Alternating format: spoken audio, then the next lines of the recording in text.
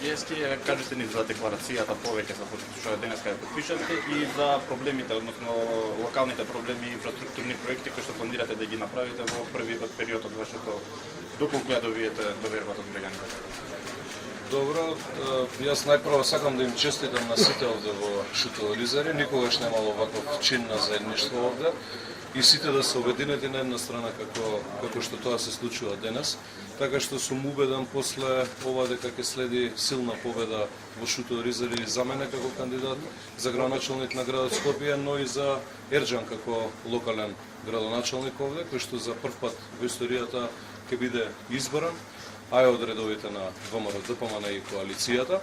Она што недостасува во Шутово Ризари е најпрво основни хумани услови за живот. Ако можете да видите и покрај врнежливото време денес, практично имаме мини поплави на секој чекор овде во Шутово Ризари. Граѓаните од Шутово Ризари се третирани долго време како граѓани од втор ред.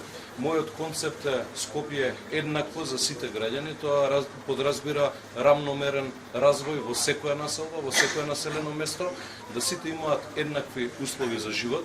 Дополнително овде во програмата имаме ветено на барање на жителите културен дом Есма Реджепова, место каде што младите ќе можат да се дружат, да креираат, но и повозрастните да го поминуваат своето време. Дополнително има дива депонија која што ќе биде веднаш започнато со третман да биде исчистена во наредниот период. Сите овие недостатоци поврзани со нефункционалноста на комунална хигиена, нефункционалноста на ЈСП Скопје за брзо време по преземањето на власта во градот Скопје ќе ги надминеме и како што побара младите овде, а тоа беше најголем нивни интерес, во Шутово Ризари ќе градиме еден голем стадион каде што ќе можат многу спортски легенди да се раѓаат и да се создаваат овде во Шутово Ризари. Овие проекти планирате да почнете со поддршка од централната власт?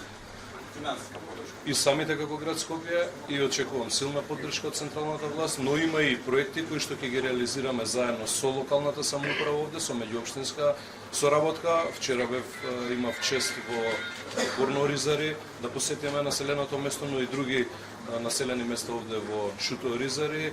Видовме дека инфраструктурата е во катастрофално лоша состојба, тука ќе треба ние да интервенираме преку локалната самоуправа, затоа што тоа се улици во кои што ние сме ненадлежни како град Скопје, така што ќе имаме една плодна соработка наредните 4 години, комбинација од централната власт, локалната власт на градско ниво и локалната власт овде во Шутово Ризари, се со цел да на крајот од нашите мандати шетаме овде во Шутово Ризари со окрената глава, а нашиот народ овде да е задоволен и да има услови какви што ги заслужува конечно.